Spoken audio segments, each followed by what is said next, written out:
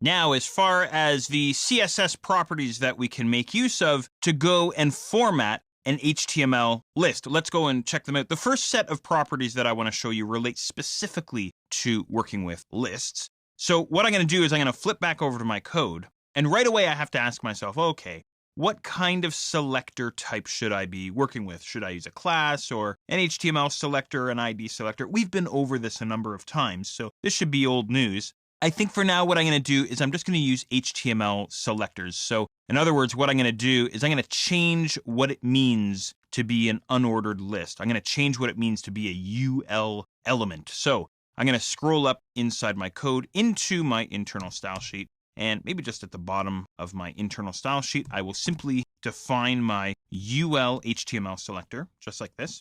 Now, the first CSS property that I want to show you is called list-style-type.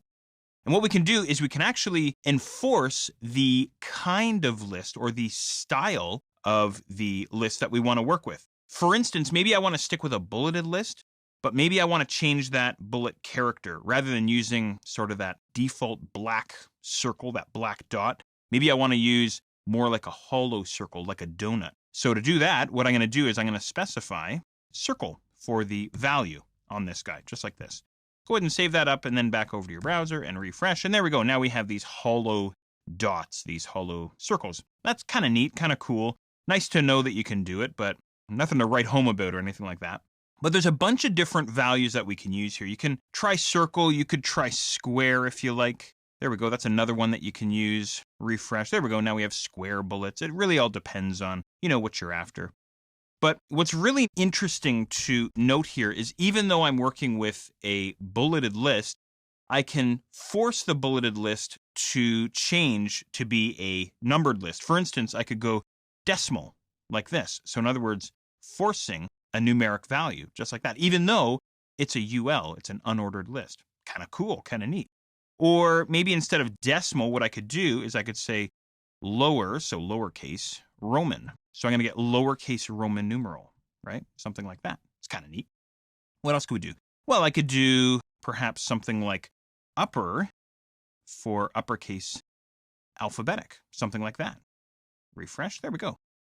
Okay, so there's kind of some neat things that you can do there anyway. It's good to know that this stuff is possible, but here's something else that we can do. We can use a different property to actually load in a bullet graphic or an outside bullet image. Let me show you how to do that.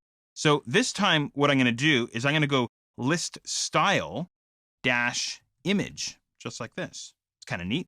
And then full colon space, and then I'm going to go URL, and then inside regular curvy brackets, I'm going to specify the bullet character that I want to use. So we actually have two of them available. I'll show you them here.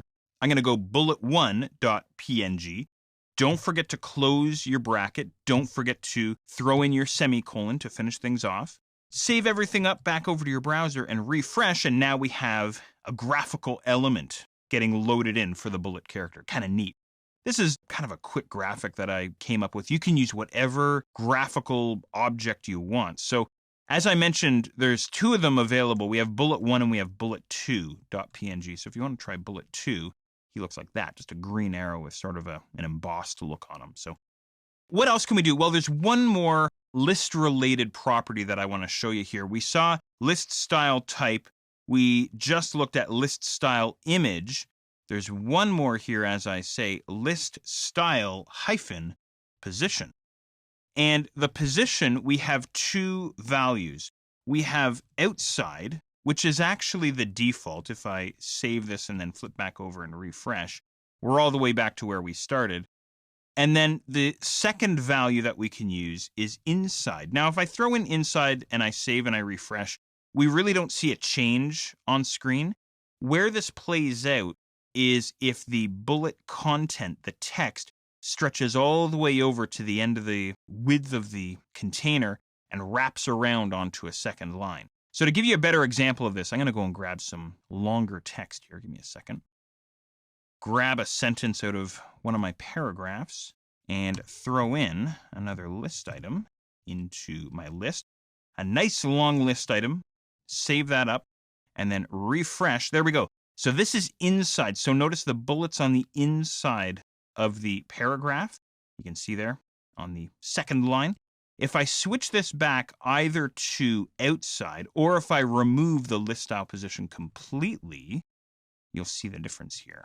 Save and then refresh. There we go. So now the bullet's on the outside of the list. So there you go. There's a bunch of list-related CSS properties. Now, there's a few other properties I want to bounce off of you, but I think that'll only take a minute or so to show you. So what I'll do is I'll show you that stuff in the next exercise.